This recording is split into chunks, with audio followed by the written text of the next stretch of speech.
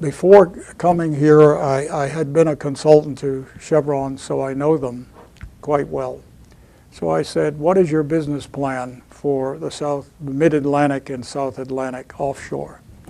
And they said, with gas prices as they are, which is the $3 per 1,000 cubic feet, have been there for a while, and with unconventional prospects for the company, and they're major players now.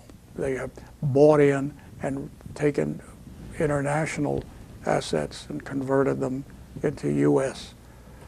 They said, we're going to stay with the Gulf of Mexico for a while and with unconventional. However, and Jim Womack has pointed this out, the cyclic issue means that the oil industry runs in 10 to 20 year cycles or thinking.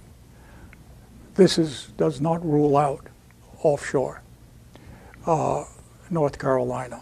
The work that was done here was 3D in 1976. Chevron, Shell, and Marathon were in it.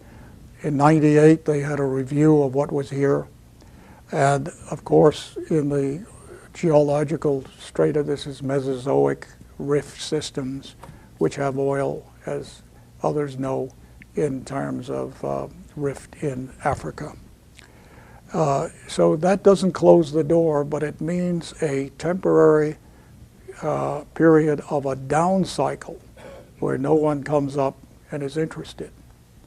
So the idea of going offshore a year ago was, yes, the governor and his coalition are in the right direction, but the price war is changing those dynamics, because if there's oil out there, it has to compete in price against the shale oil or the shale gas. And the good news is there's one company that might take a shot in 12 months when the commission gets the first permits out, and that would be a long shot for Shell. Why? Because Shell took a big risk, as you know, in the last 2 weeks in Alaska.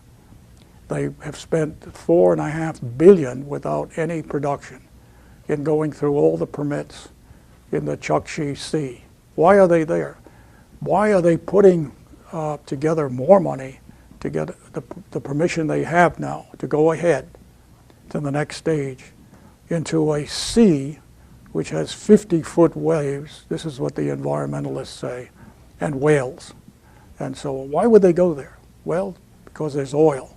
And where there's oil or gas, there will be an industry, always. It's almost inexhaustible, the patience and capability of this industry to continue to produce and to find new deposits.